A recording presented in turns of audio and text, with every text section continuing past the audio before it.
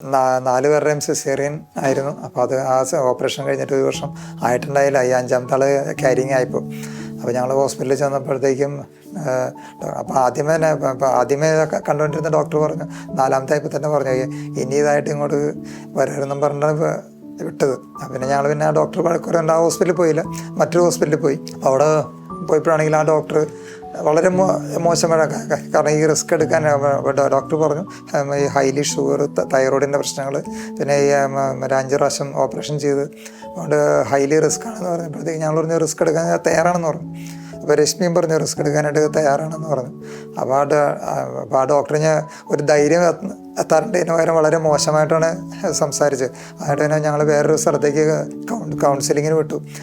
അപ്പോൾ ആ ഡോക്ടർ പറയണ ഇത് നിങ്ങൾ വേണ്ടാന്ന് വെക്കുക നിങ്ങൾക്ക് 4 പേരില്ലേ, പിന്നെ എന്തിനാണ് നിങ്ങൾ വേണ്ടാന്ന് വെക്കുന്ന ഡോക്ടർ പറഞ്ഞു. അപ്പോൾ ഞങ്ങൾ പറഞ്ഞു കുഴപ്പമില്ല, ഇപ്പം എന്ത് കുറവുണ്ടെങ്കിലും ഞങ്ങൾ സ്വീകരിച്ചോളാം എന്ന് പറഞ്ഞു. പക്ഷേ എങ്കിൽ പിന്നെ ഡോക്ടറുടെ ഒരു നെഗറ്റീവ് അപ്രോച്ചിൽ പിന്നെ ഞങ്ങളത് മാറി വേറെ ഹോസ്പിറ്റലിൽ ചെന്നു. അവിടെ ചെന്ന് നമ്മൾ ഡോക്ടറെ കൊണ്ട് കാര്യങ്ങൾ പറഞ്ഞു. അപ്പോൾ ഡോക്ടർ പറഞ്ഞു ഇപ്പോൾ നിങ്ങൾക്ക് അങ്ങനെ ആഗ്രഹം ഉണ്ടെങ്കിൽ നിങ്ങൾ ഇതിപ്പോൾ നമ്മുടെ കാര്യങ്ങളല്ല, ഈശ്വരൻ തീരുമാനിക്കുന്ന കാര്യങ്ങളാണ്. അപ്പോൾ അതുകൊണ്ട് നിങ്ങൾ ഈശ്വരനെ പ്രാർത്ഥിക്ക്, നമുക്ക് ശ്രമിക്കാം, എല്ലാം ഭംഗിയായിട്ട് വരുമെന്ന് പറഞ്ഞു.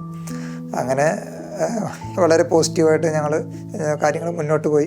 1 മാസം പ്രീമച്വർ ആണെങ്കിൽ കൂടിയും ഒരു കുഴപ്പമില്ലാത്ത നല്ല ആരോഗ്യവാനായിട്ടുള്ളൊരു കുഞ്ഞിനാണ് ദൈവം നമുക്ക് തന്നത്.